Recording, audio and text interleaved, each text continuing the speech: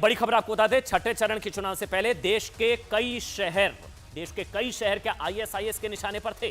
अहमदाबाद में गिरफ्तार आईएसआईएस के 4 आतंकवादियों ने खुलासा किया कि वो 38 बार भारत आ चुके हैं। 38 बार ये वीडियो भी सामने आया और कई शहरों की इन्होंने रेकी भी की थी। इन आतंकवादियों को पाकिस्तान में बैठे हैंडलर ने सुसाइड बॉम्बिंग का ऑर्डर दिया था। कितनी बड़ी साजिश थी, कितनी बड़ी प्लानिंग थी और कौन कौन से शहर इन आतंकवादियों के निशाने पर थे, वो रिपोर्ट देखिए आप।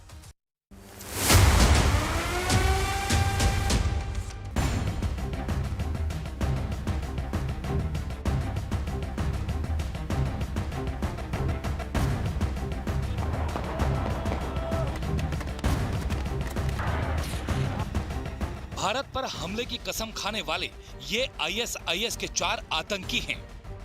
भारत के जमीन पर कदम रखने से पहले आईएसआईएस के चारों आतंकियों ने कसम खाई थी कि वो भारत में आत्मघाती हमले करेंगे। अहमदाबाद एयरपोर्ट पर ये चारों आतंकी एटीएस के हत्थे चढ़ गए और उसके बाद पूछताछ में इनकी कुंडली खुली तो कई चौंकाने वाले पर्दाफाश हुए। क्या भारत में 26/11 की तरह हमले की साजिश रची जा रही थी?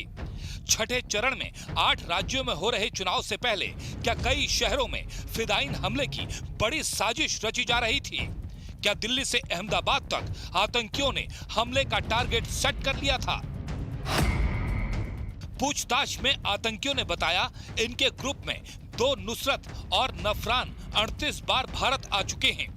दोनों ने भारत में कई शहरों में जाकर रेकी की और टारगेट तय किए। पाकिस्तान में रहने वाला आईएसआईएस आतंकी अबू इनका हैंडलर था।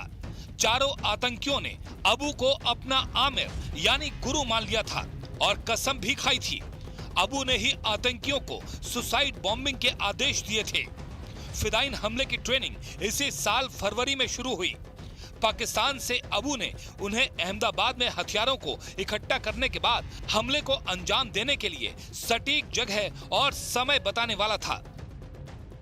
ये 4 व्यक्तियों मूળ શ્રીલંકાના વતની છે, શ્રીલંકાના રહેવાસી છે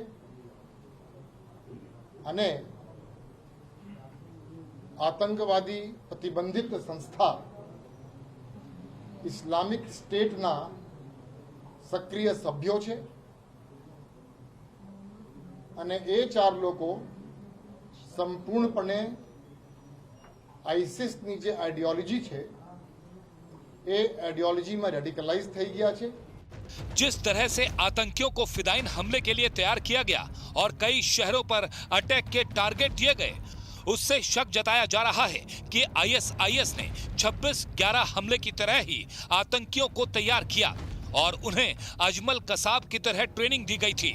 अजमल कसाब को भी हमले से पहले आतंकी मसूद अजहर ने फिदायीन की कसम खिलाई थी।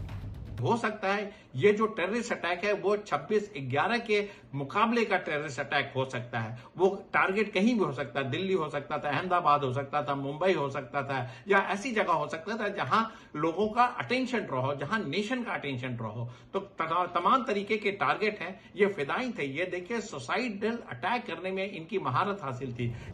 जिस तरह से ये पूरी साजिश रची गई और पाकिस्तान में बैठे आतंकियों ने श्रीलंका से फिदायीन तैयार किए, उसके बाद ये आशंका है कि पाकिस्तान ने अब आईएसआईएस की मदद से श्रीलंका में आतंकियों का लॉन्च पैड तैयार कर लिया है। अब तक भारत में घुसपैठ के लिए आतंकी नेपाल या पीओके के रूट का इस्तेमाल करते थे, लेकिन अब उनका आतंकी रूट श्रीलंका हो चुका है।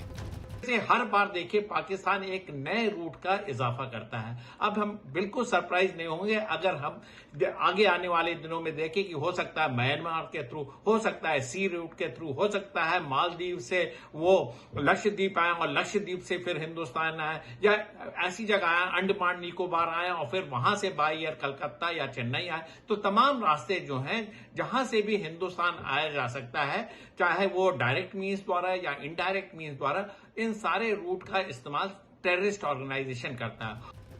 इन आतंकियों के मोबाइल फोन से इनक्रिप्टेड चैट भी बरामद की गई। आतंकियों ने कई शहरों की रेकी की और कौन से शहर इनके टारगेट पर थे, जल्द ही इसका भी पर्दाफाश हो जाएगा।